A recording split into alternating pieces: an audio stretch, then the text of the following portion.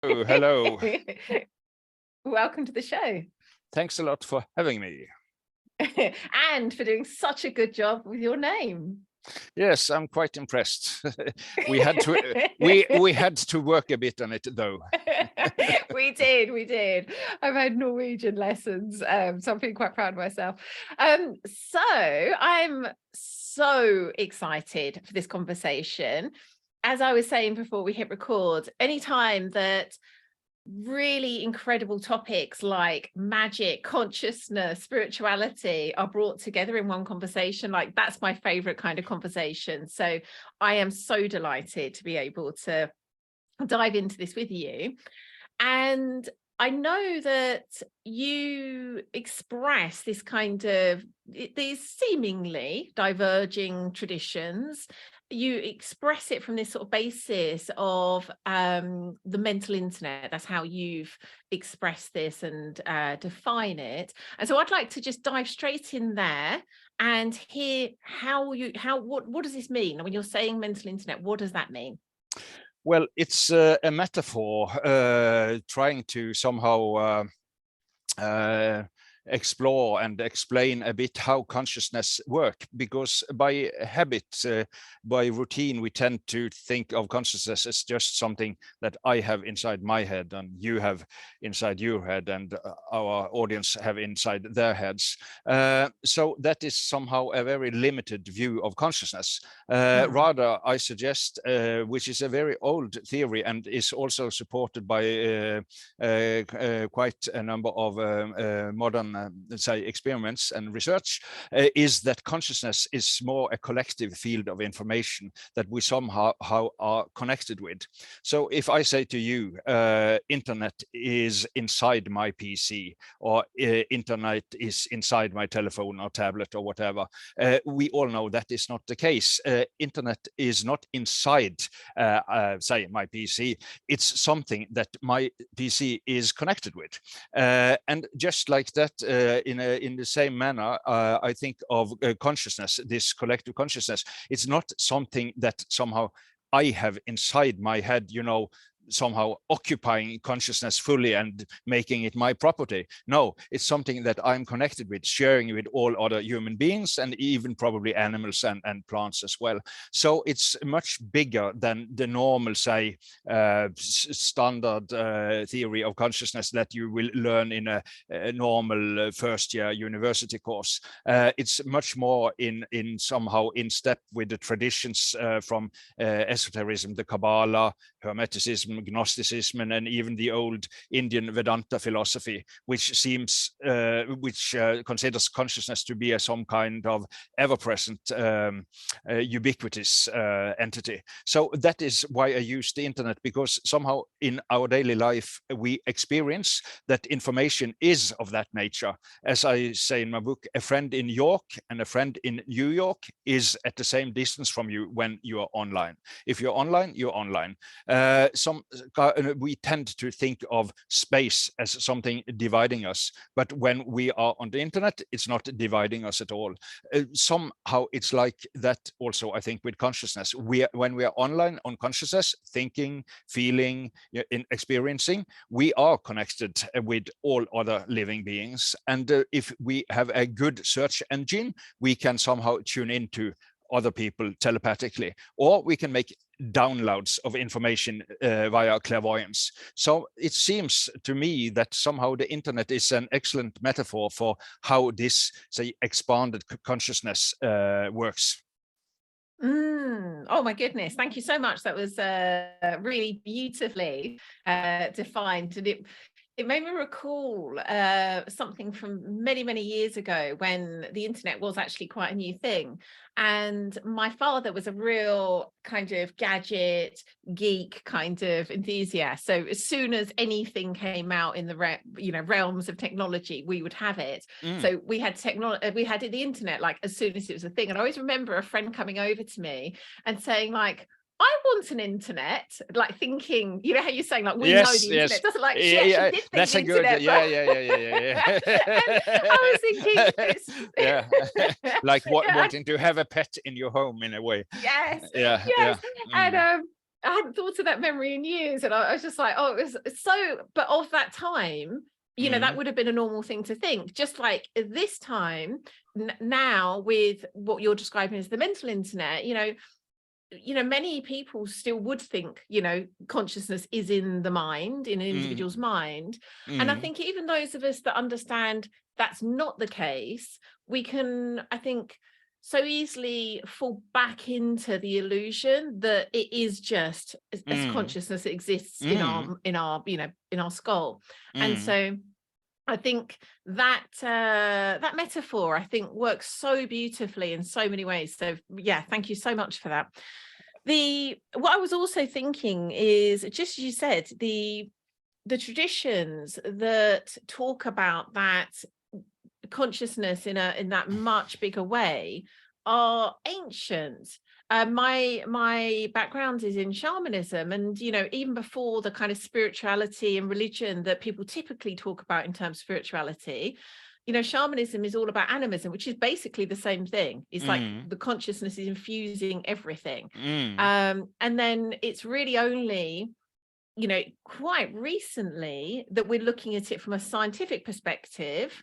Yes. And then recognizing what's been known as long as humans have been here, really, and able to kind of articulate these things, which I find just is one of those things, like, over and over again, I feel so moved by that this was here all along. We knew this before we really could understand. I mean, we still don't understand it. It's not called the hard problem for nothing, but it's like somehow we still knew this. Yes, it's an intuitive experience. As you say, if you study social anthropology, for instance, they will have this, as you know 10 times as well as me, shamanism is a very, say, ubiquitous phenomenon in so many cultures all over the world, because people experience these things. It's not a theory, it's an experience, basically. Suddenly you feel some kind of special, say, connection with a loved one or something, and you can experience in your own life the other person's experience. And it's so many stories about that. But as you said, it's rather recently we have been able to check it scientifically. And may I give a good example of a wonderful experiment that was quite important to me. Please do. Please do. I'll never get tired of stories like this. No, it is. I recall. I recall what is called it. I recollect it in my book. It's conducted by this famous, excellent British parapsychologist, Professor Adrian Parker. He is tenured in Sweden, in Gothenburg, at the university there. But this experiment was done, I think it was in 2010 in Denmark, and it was two twins, Sarah and Vicky, and they have always experienced they have a strong telepathic connection. But of course, twins have very similar genetics, and they had been growing up together. So how to somehow check if it's telepathy or just having the same routines and same understanding and same environment, So and the twins wanted to find out, and so did Professor Parker. So he designed a very good experiment. These twins were I think they were in the late 20s when this experiment was conducted. So they were, say, very able and understanding about what they went into here, because one of the twins had agreed to get 4 mild shocks.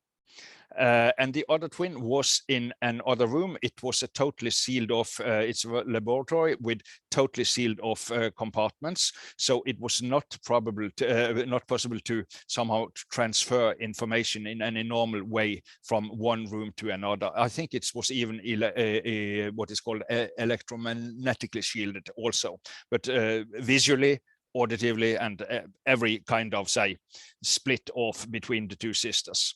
So, as I said, one twin had agreed to get 4 mild shocks, and the other, in this other shielded room, was wired with different kind of apparatus, measuring heartbeat, measuring sweat responses, all these kind of bodily reactions to stress.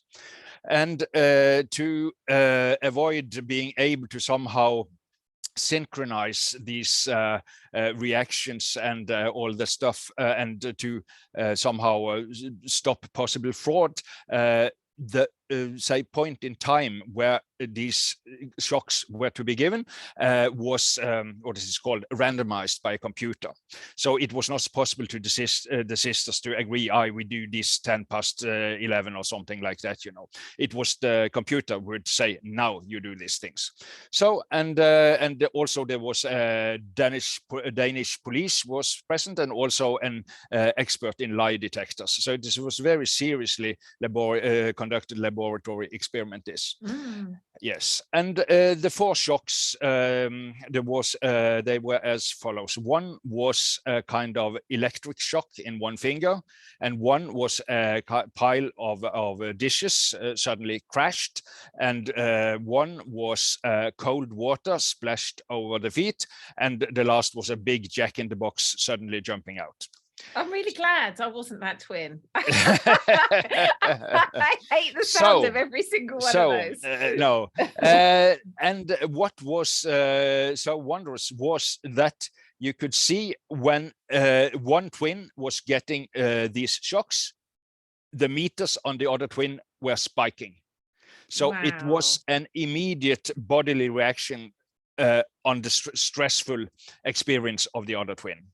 And how can you experience that? As I said, serious psychological professor, very well recognized, and also police and lie detector expert present. So of course you could say, I gave you $1 million, and but you know, then you are getting into paranoia and not say reasonable suspicion.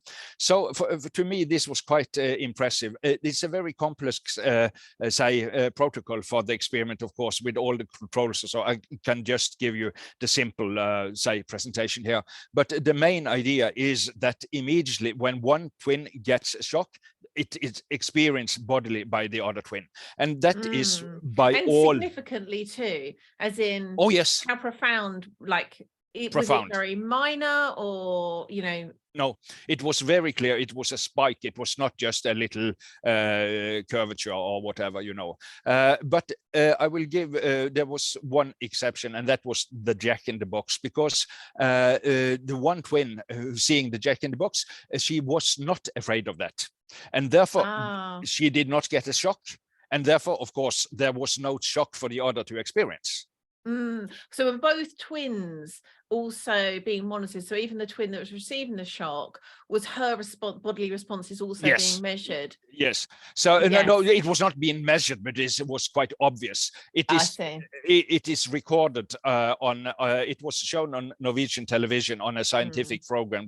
So you can see she is, you know, whoa, like that, you know. So it's clearly shocks the 3 other times. But this jack-in-the-box, she's just what is called totally indifferent to it.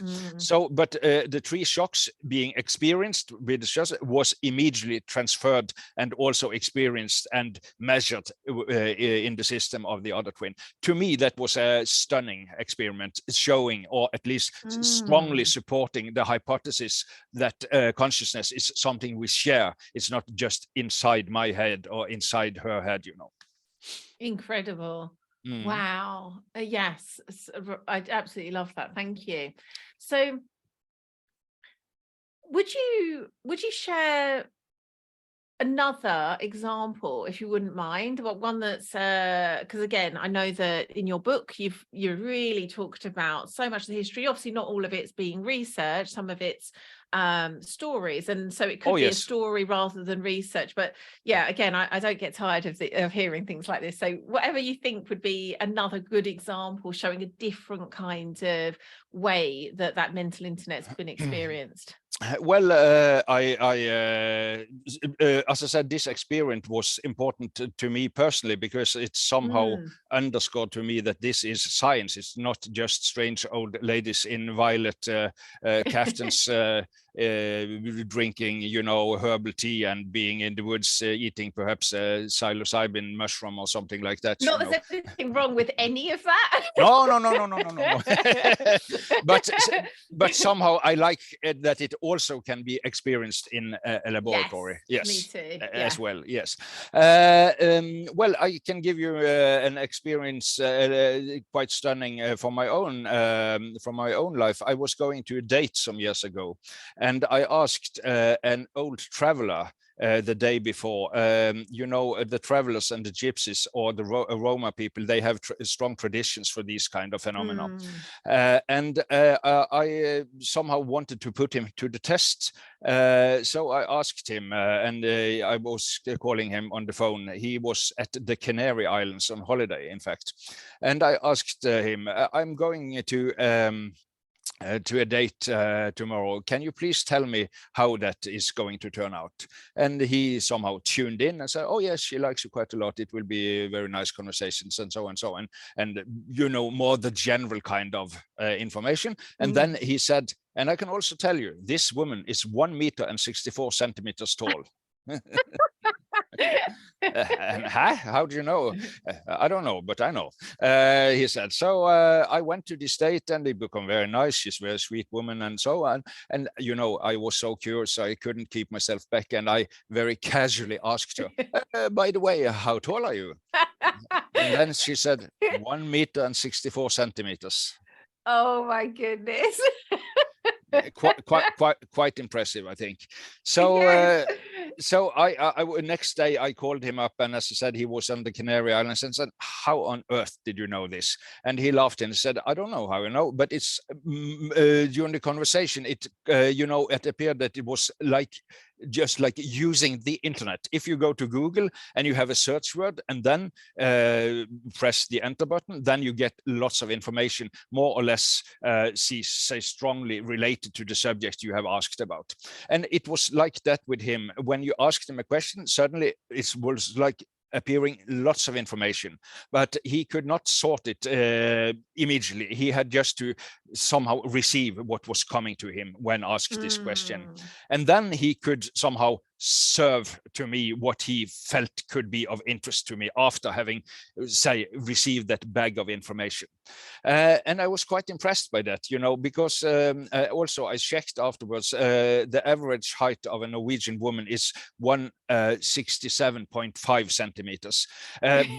Because, if he was a kind of smart guy, he could just give me the average height and hoping it would be that close, but he was extremely precise and did not just give me the average height. So I like that.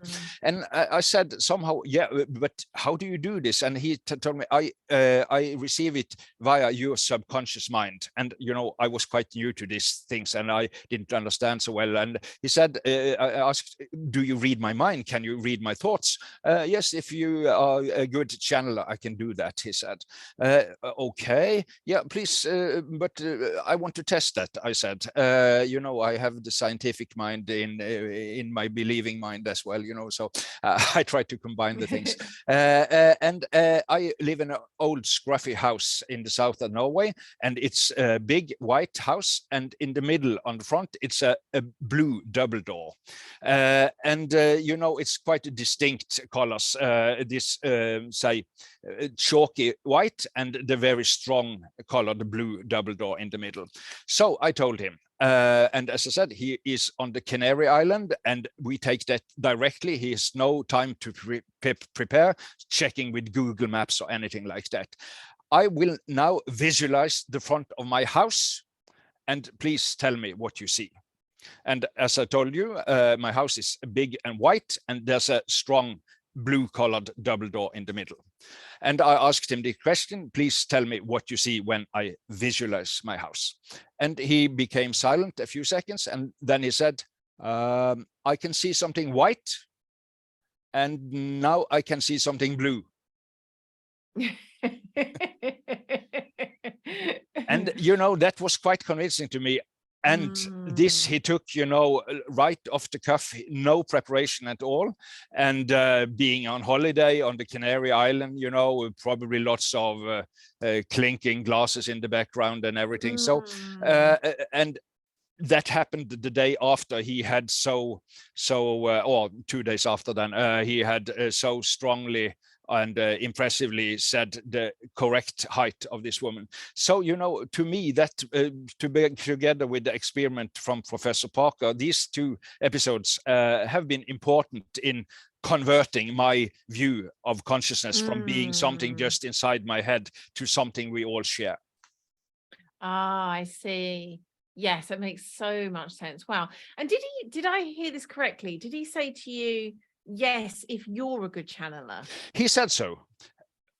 But you Mm, know, those guys practicing this are not usually the great theorists about what they do. They just do what they do, and they mm. know how to do it. So if you ask them to become too scholarly and too academic, that will probably often not be their cup of tea. Yes. I was Yeah. just interested that he he felt there was something needed on your part for Yes. him to be able to. Yeah, I have interviewed close to 100 professional psychics, both in Norway and international, from Indian tradition, from Native American tradition, from Jamaican tradition, from Sami tradition, from, you know, so many traditions. And what several of them tell me is that some subjects are much more easy to read than others. Mm, They might be not very emotional. Your target person might be not be very emotional, or he or she might also have strong opposition to being read. So the reader will feel either, oh no, I shouldn't go here, you know, because it's like infringing in some other people's diary and so, or something like private life being a peeping tom, you know. So and that and also I have a kind of spiritual counselor, or what I should call this woman. She is very gifted psychic, and I asked her concerning a friend once, and she suddenly said, no, I can't say anything about her. And you're so clever with this, why can't you? No, she does not want to be read, she said. So you have to some degree of willingness or openness to be read, or at least it facilitates the process quite a lot.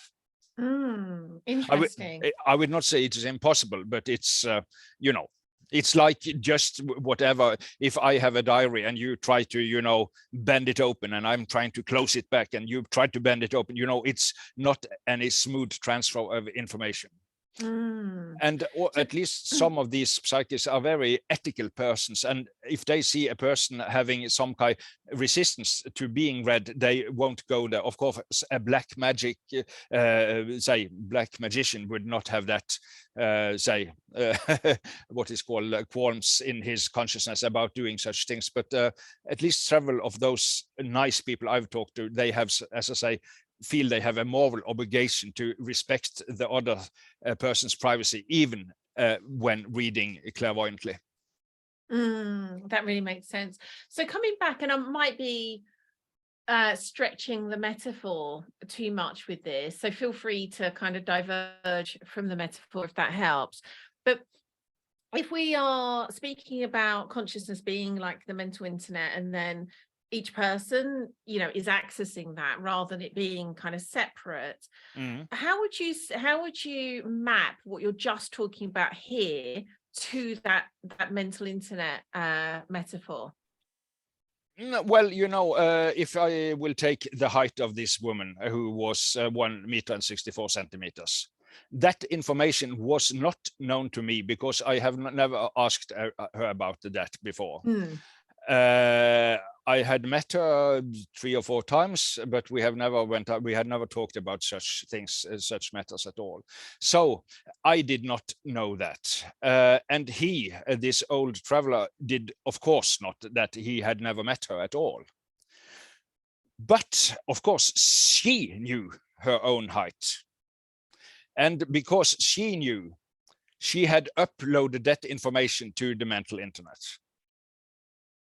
And there it was, just like loading something out on your Facebook page or Instagram account or a family photo or whatever, you know. If you upload it on Facebook or Instagram or other social media, it's there for everybody to read. So she knew, of course, she had probably not been meditating, but of course she was very well aware she was 164 tall, and therefore the say information was uploaded on the mental internet, being able to being read and downloaded by a sensitive person with a good search engine, to put it that metaphorically. Yes. That makes sense. So how about in the instances of your friend, your other friend, the one you just mentioned, where she said that your other friend wasn't kind of open to be Yes, read. yes. Let me see if I can ask this clearly. So although we're saying there is, consciousness isn't held in the mind, it appears from the way that psychic is talking, some consciousness is held in the mind, as in it can't be accessed without going into that individual's mind, which isn't always the right thing to do. Does that make sense? So yeah, yes, I'm curious as to what that suggests. If we stay in the metaphor, you can have some protected information on your PC that you don't want to share. But then there are hackers. They can be able to open that and get access. Even so, we should not say squeeze the metaphor too much. No, I appreciate that. The main idea is the collective aspect of consciousness, but there are limitations to what a sensitive person are able to access at all times, at least. So there will not some information shared by many will be much more easily accessible than just a slight thought that had been made by one individual in a split second. If you are on a football match and everybody is cheering for Liverpool or Manchester, whatever, that is make a strong impression on the mental internet. As I said, if there's just a faint, very quick little thought about some obscure subjects, that will not be that easily, will not make much imprint on the net. There is this global consciousness project, probably you have heard about, is organized under Princeton University, and they have lots of sensors, and I will not go into technical details about it, but just let's put it that way. I think it's about 120 sensors all over the world that is somehow, if we are using the vernacular of Star Wars, they are try to measure a big movement within the force. And that would typically be natural disaster. It would be wars. It would be kind of big movements, engaging lots of people's emotions. Then it will be strong impressions on the mental internet, which even, it seems, can be measured electronically. So that's quite interesting. But as I said, if there is one obscure individual up in Himalaya scratching his leg and thinking, I'm getting this dark spot, could it be cancer? It might be possible for an extremely clairvoyant person to read that, but basically it will not be, say, commonly available. Yes, that really makes sense. So my own, I guess, understanding and experience of consciousness is that it's operating kind of beyond time and space. Yes. And some of the examples you've given suggest that. Yes. And it's the time part that I think what you've described there very much kind of illustrates the space part of it. So we're interested now in the time aspect. And there's two parts to this question, actually. From a kind of scientific perspective, I'm aware of studies that have been done that do suggest that, I can't remember like details of a particular one, but where, for example, studies not dissimilar to the ones you described with the twins, where it can be shown there was some response in the receiver that actually happened before a stimulus was shown to someone else. Are you aware of the kinds of research I'm talking about? Very much aware of that. I thought you would be. Even with my terrible description. And certainly what those kinds of experiments are suggesting is that we have a very limited understanding of how time is actually operating. Yes. And on a personal level, something I've been really pondering lately is I very, very frequently have what you could call is a premonition. And then I think, is it a premonition, or was me thinking about it kind of almost making it happen, or do none of those words really make sense because the nature of time doesn't really match up to? So as an example, and this happens very frequently, I was thinking about a friend the other day who hadn't spoken to in perhaps a year, And I was thinking about him. And I was also the same day thinking about, I'd quite like to start guesting on podcasts again more, because I had taken a bit of a break. And then the very next day, he messaged me completely out of the blue and also invited me on his podcast. Yes, beautiful. And yeah, and so that kind of thing happens very regularly. And I'm like, was that a premonition that he was going to contact me? Or was my thought of, I was thinking about him and I would like to do some more podcast interviews.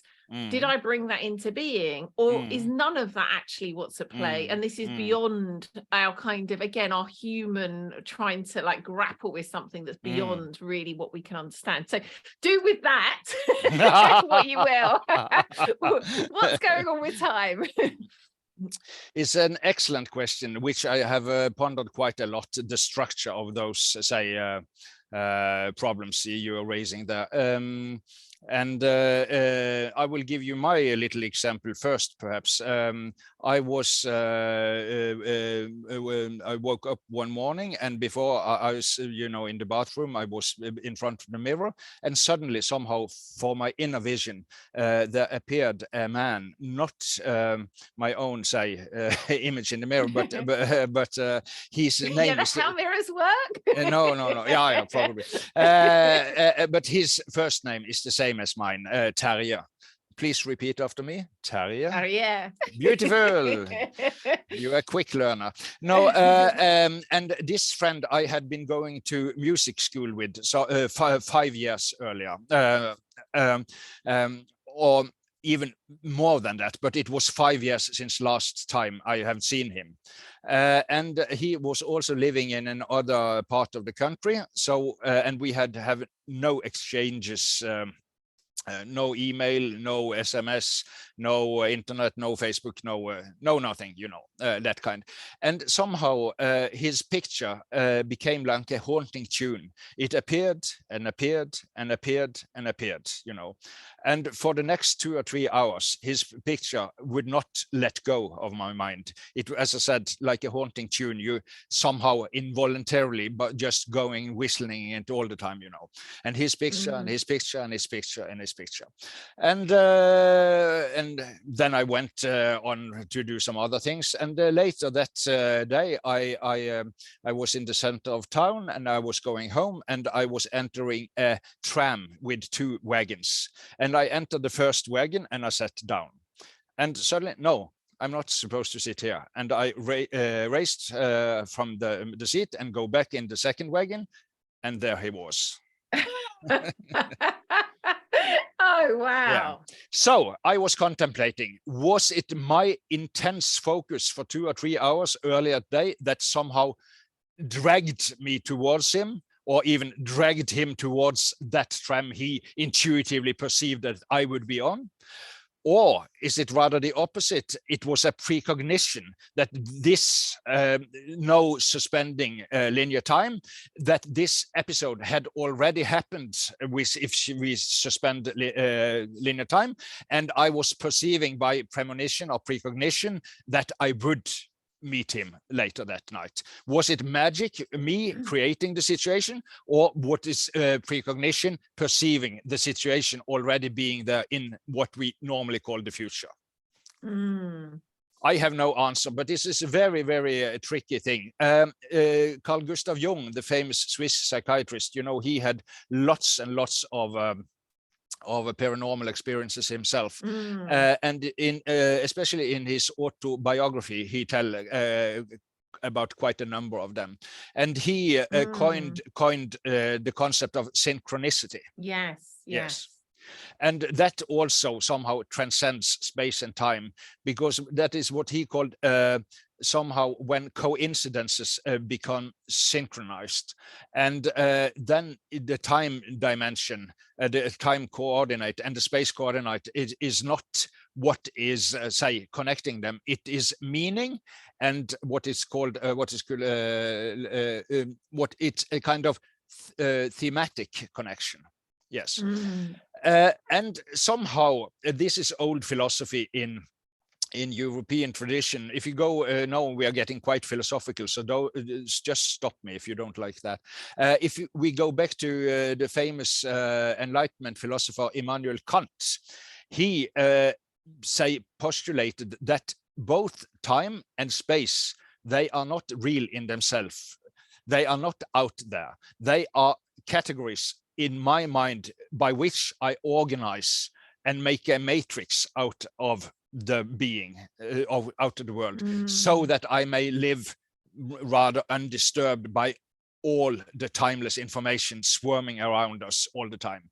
So it is kind of filtering out and somehow setting the shape of our everyday life. And that is done by, say, making space. I am here, you are there, and making the before and after, the linear time. But deep down, both of these things, both space and time, are non-existence, or at least have a very limited existence. And the connections made between there, as I said, are made out of meaning and out of themes. If you organize, say, album with your photographs, you can do that chronologically. You can have your picture from 2001, 2002, 2003, 2004, and so on. Or you can organize them thematically, playing football, being on holiday, my love life, my pets, and so. So you can organize your pictures according to time, or you can organize them according to theme.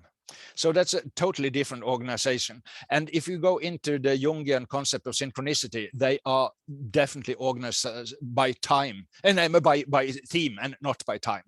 That is needs a stretch for us, because we are so somehow caught up in limited and linear time. But I will give an example. If I go, I enter the train in London heading for Scotland. All the towns, all the stations on the railway line on the way to Scotland, they are there already, but I need time to enter them. But if I in London go up in a helicopter and having a very good, binocular, I will be able to see all those stations already from my starting point. So it all depends on perspective. From one perspective, this perspective of linear time, these things are not there already. From the perspective, from the bird's eye perspective, they are there already and be able to be seen. And we are somehow going up and down on that line. Sometimes we are not able to see ahead of us in time at all. And I think in altered states of consciousness, by meditation, by shamanistic ritual, by accident, by psychedelics, by deep meditation, by deep sleep, and other kind of, say, suspension of the normal space-time way of organizing reality, then we will be able to see what's already there. And it's so complex, because it can alter, as I said, when I'm a deep dream state, I will be able to see or perceive at least much more than when I'm speaking with you now. So it's so complex. But as I said, both quantum physics and good philosophy postulates to us that time is not the kind of, say, necessary dimension we usually take it to be. Oh my goodness, that I absolutely loved the way you described that. In fact, it's probably one of the most complex topics you could answer on, but you really did distill that beautifully. And I love the way that, that was absolutely wonderful. I think there's to see it as a kind of way of us just being able to filter and live as humans really makes sense, which then leads me to ponder and ask you, it seems to me when we look at people living in a way that's kind of more natural to humans, so people living a kind of, still in an indigenous way, it feels to me that they both understand consciousness in the way that we're talking about now. Again, this is true for, all shamanic traditions. We know there's an animistic way of understanding life. And they appear to, still be able to function as humans. They're experiencing life as having kind of time and space, but also being able to sort of hold the paradox that that's not really what's going on, and appear to be open to the experience of like the mental internet in a much more kind of just naturally woven in way. That there's an example I've given quite a few times on the show before, which is from a book called Original Wisdom by Robert Wolfe, and he's an anthropologist, and he's visiting indigenous people in Malaysia. And whenever he goes to, he can't contact them because they're in the middle of nowhere. But whenever he goes to visit them, which is like, you know, miles and miles and miles from any kind of town or city, as he approaches the village, there'll always be someone who's walked miles to meet him and guide him to where they are.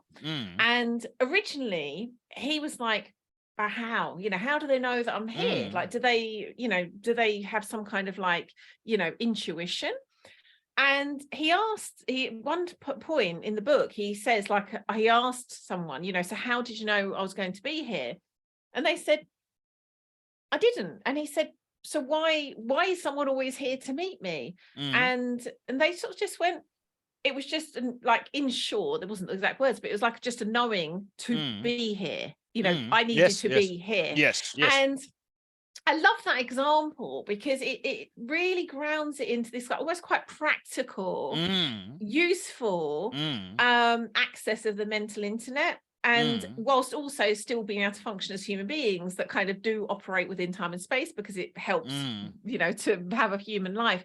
And so my pondering and my question to you is, what do you see? And maybe it's, I guess there's also kind of what's natural for humans, but for us now, living in the way that we are in this modern world, where, you know, it's a reclamation of that kind of knowledge for many of us, a reclamation of that understanding of consciousness.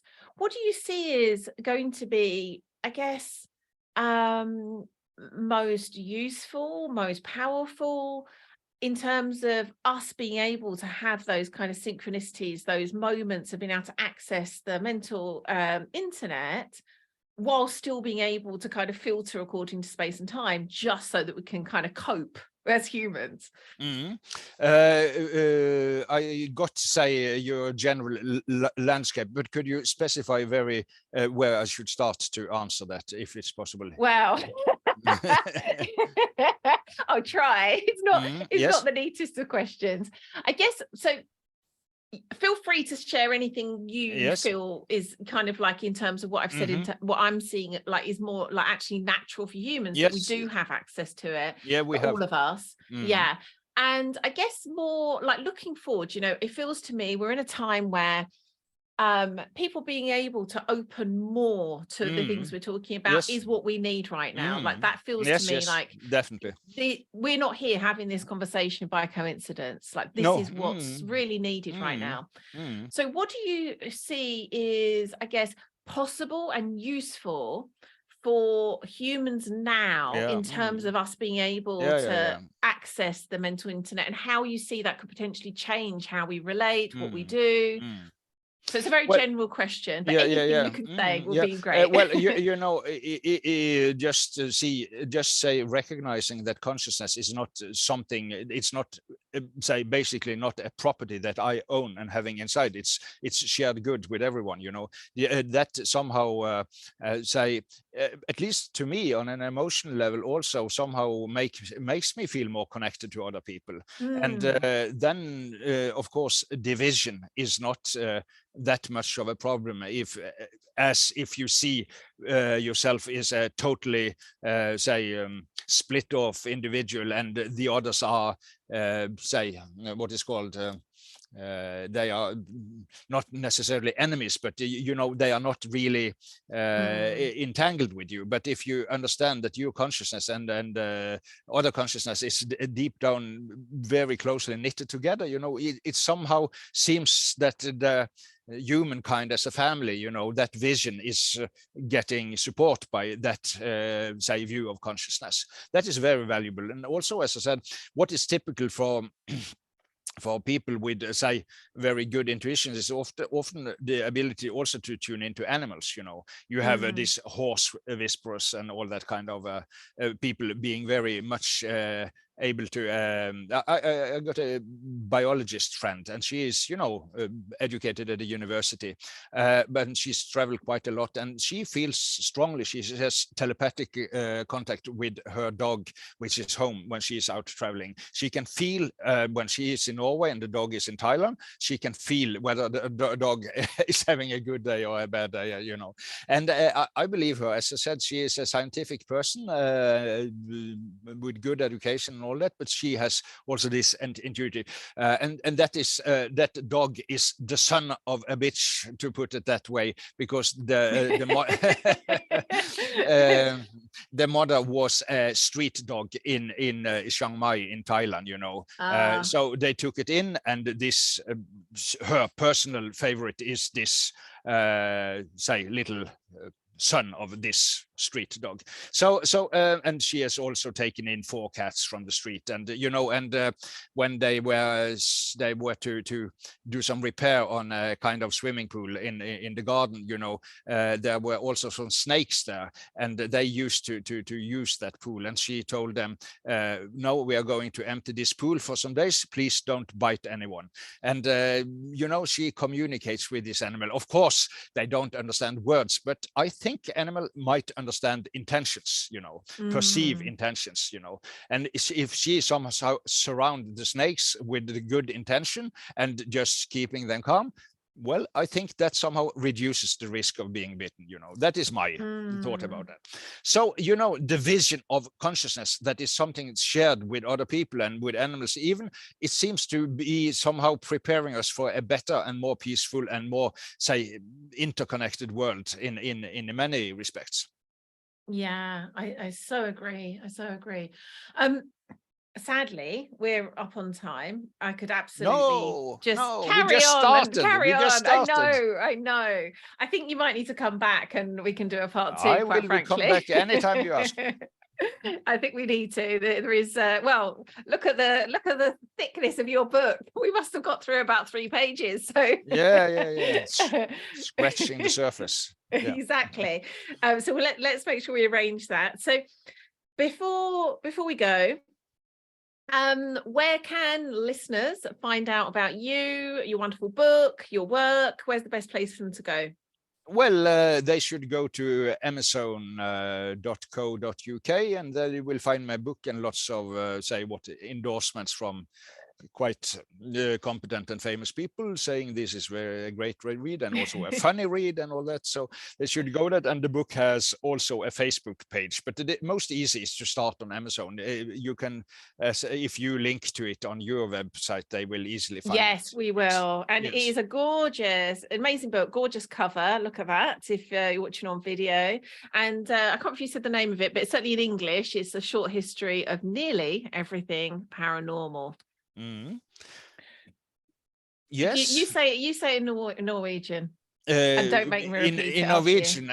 Well, it has another title in Norwegian. It's called Våre skjulte evner, which means our hidden capacities. Oh, so it's a completely different title. Well, you know, it is more or less identical with the subtitle of the English version. I just saw that. Our superpowers. Yeah. Yes. Well, I like both titles. Telepathy, clairvoyance, and precognition. That is the main themes. I, of course, speak a bit about healing, about spirits, about psychokinesis and telekinesis and that kind of stuff. But the main focus is telepathy, clairvoyance, and precognition. Wonderful. Well, this has been absolutely just so fascinating, so enjoyable. So thank you so much, Terje. And I'm looking forward to next time. Thank you so much for having me. Truly my pleasure. Thank you. Bye.